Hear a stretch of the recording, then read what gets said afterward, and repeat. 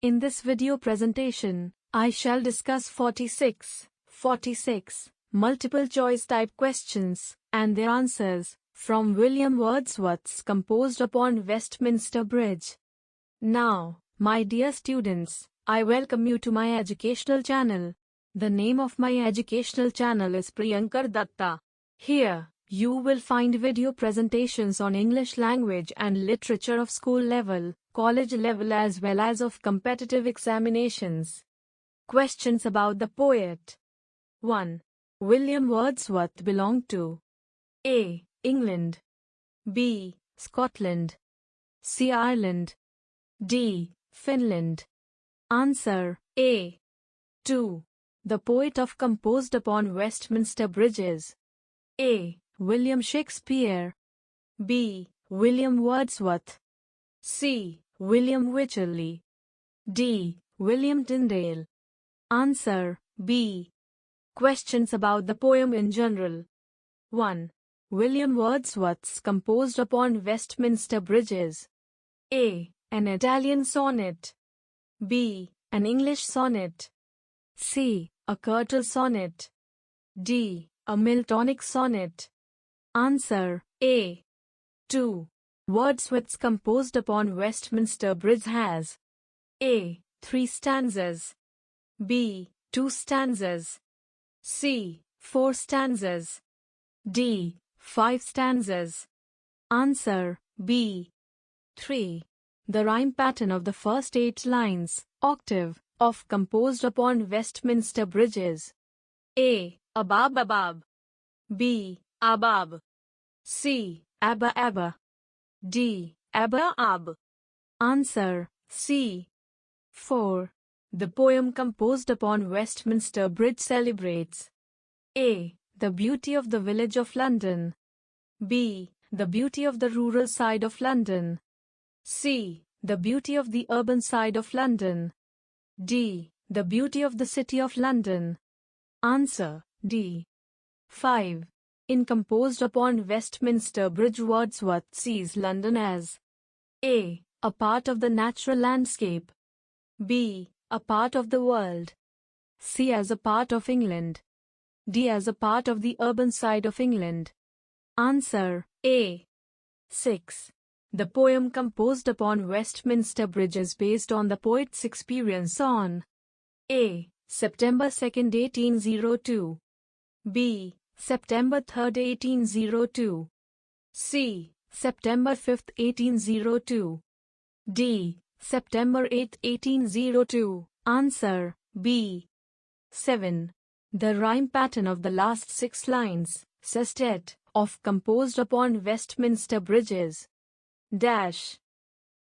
A. CD CD CD, B. CD C CD C, C. CD CD CD, D. CD C deck. Answer C. 8. The time of the day referred to in Composed upon Westminster Bridges. A. Morning, B. Dawn, C. Noon, D. Early morning. Answer D. Questions from Section 1. Earth has not anything to show more fair. Dull would he be of soul who could pass by a sight so touching in its majesty. 1. Wordsworth says that the beauty of London early in the morning is A. The most beautiful thing in the world, B. A beautiful thing in the world, C. The least beautiful thing in the world, D. The most wonderful thing in the world. Answer A. 2. According to the poet, the most fair thing in the earth is A. The beauty of Florence early in the morning, B. The beauty of London early in the morning, C. The beauty of Wellington early in the morning, D. The beauty of Sydney early in the morning. Answer B. 3. Wordsworth discovers the most beautiful thing on earth. A. In the morning, B. At noon, C. Early in the morning, D. In the afternoon. Answer C. 4. According to Wordsworth, a person who would be able to remain unaffected by the beauty of London early in the morning is A. Dull of heart, B. Dull of mind, C. Dull of lungs, D. Dull of soul. Answer D. 5. By the word Euroside, the poet refers to A. The beauty of London early in the morning, B. The beauty of Sydney early in the morning, C. The beauty of Florence early in the morning, D. The beauty of Yorkshire early in the morning. Answer A. 6. The word Your Majesty here refers to A. Beauty, B. Grandeur, C. Royal association, D. None of the above. Answer B. 7. In the expression dull would he be of soul, the word dull means A. Wise, B. Foolish, C. Insensitive, D. Sensitive. Answer C. 8. The word touching here means A. Juxtaposing, B. Beautiful, C. That which touches, D. Appealing. Answer D. Questions from Section 2. This city now doth, like a garment, wear the beauty of the morning, silent, bare. 1. By the phrase this city, the poet refers to A. London, B. New York, C. Hamilton, D. Sydney. Answer A. 2. The thing which London is said to wear like a garment is A. The beauty of the evening, B. The beauty of the morning, C. The beauty of dawn, D. The beauty of noon. Answer B. 3. The word garment used in connection with the beauty of London suggests that this beauty is A. The inner reality, B. The essence, C. The outer appearance, D. The quintessence. Answer D. 4. The two adjectives used by Wordsworth to describe the beauty of London are A. Quiet and bare, B. Calm and quiet, C. Silent and deserted, D. Silent and bare. Answer D. 5. The beauty of London is called silent because A. The atmosphere is silent, B. The poet is silent, C. The factories of London are silent, D. The atmosphere is devoid of smoke. Answer A. 6. The beauty of London is called bare because A. The atmosphere is silent, B. The atmosphere is devoid of smoke, C. The atmosphere is devoid of any dress, D. None of the above. Answer B. Questions from Section 3. Ships, towers, domes, theatres, and temples lie open unto the fields, and to the sky, all bright and glittering in the smokeless air. 1. The things which lie open unto the fields and to the sky are A. Ships, domes, towers, theatres and temples, B. Boats, domes, towers, theatres and temples, C. Ships, domes, palaces, theatres and temples, D. Ships, mosques, towers, theatres and temples. Answer A. 2. According to the poet, ships, towers, domes, theatres and temples lie open unto A. The field and the sky, B. The fields and the sky, C. The sky and the sun, D. The sky and God. Answer B. 3. The verb open unto implies A. Normal visibility, B. Average visibility, C. Clear visibility, D. No visibility. Answer C. 4. According to the poet, the air is A. Polluted, B. Smoky, C. Pollutionless, D. Smokeless. Answer D.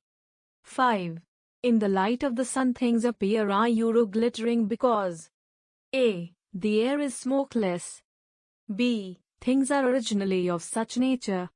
C. The sunlight is glittering.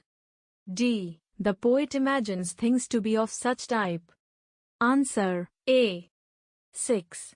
In the phrase open unto the fields, and to the sky the word are Eurofields refers to A. Aerial view. B. Terrestrial view. C. Both are Euro and are Euro B. D. None of the above. Answer B. 7. In the phrase open unto the fields, and to the sky the word are Euro sky refers to A. Terrestrial view. B. Subterranean view. C. Aerial view. D. None of the above. Answer C. 8. Due to the smokeless air all things in nature appear to be A. Bright and shiny. B. White and glittering.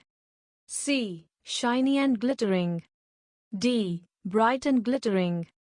Answer D. Questions from Section 4. Never did the sun more beautifully steep in his first splendor, valley, rock, or hill. Ne'er saw I, never felt, a calm so deep. 1.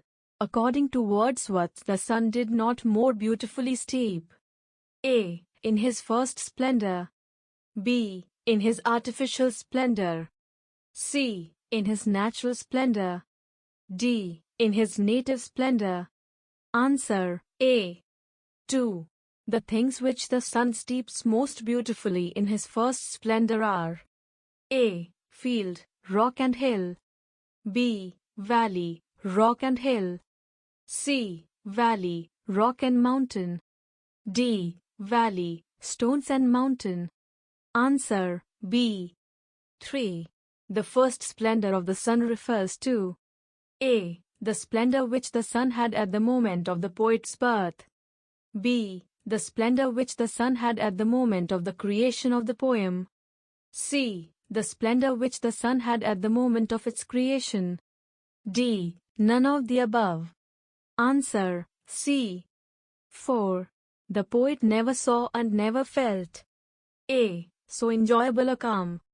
B. So placid a calm. C. A beautiful a calm. D. So deep a calm. Answer D. 5. A calm so deep was A. Never felt and seen by the poet. B. Never felt by the poet. C. Never seen by the poet. D. None of the above. Answer A. 6. The calm which the poet sees and feels is so deep because A. The normal activity of Boston has not started yet. B. The normal activity of London has not started yet. C. The normal activity of Lincolnshire has not started yet. D. The normal activity of Yorkshire has not started yet. Answer B. Questions from Section 5. The river glideth at his own sweet will. Dear God, the very houses seem asleep, and all that mighty heart is lying still. 1. By the phrase the river the poet refers to A. Thames. B. Beverly Brook. C. Hackney Brook. D. Falcon Brook. Answer A. 2. According to the poet the river glides A. At her own sweet skill. B. At her own sweet will. C. At her own sweet power. D. At her own sweet motive. Answer B. 3. The expression Dear God is an example of A. Interrogation. B. Assyrian. C. Exclamation. D. Ordering. Answer C. 4. According to the poet the very houses seem to be A. Drowsy. B. Inactive. C. Dead. D. Asleep. Answer D. 5. According to the poet the very houses seem asleep because A. The people dwelling there are asleep. B. The people dwelling there are willing to sleep. C. The readers of the poem are asleep. D. The poet is asleep. Answer A. 6. In the phrase "and all that mighty heart," London is looked upon as A. A dwarf, B. A giant, C. A human being, D. A Lilliput. Answer B. 7. In the expression "and all that mighty heart is lying still," London is said to be Euro still because A. The normal activity of London has already ended, B. The normal activity of London has just ended, C. The normal activity of London has not started yet, D. None of the above. Answer C. 8. The phrase "at his own sweet will" suggests that the river Thames flows A. Forcefully, B. Hurriedly, C. In some way or the other, D. In an unobstructed way. Answer D. Here is an important declaration for you. Very soon you will find a post in my blog or website. My website is priyankardatta.com. In this post you will find the materials related to this video presentation. Before concluding this video presentation, I request you to subscribe my channel to put forward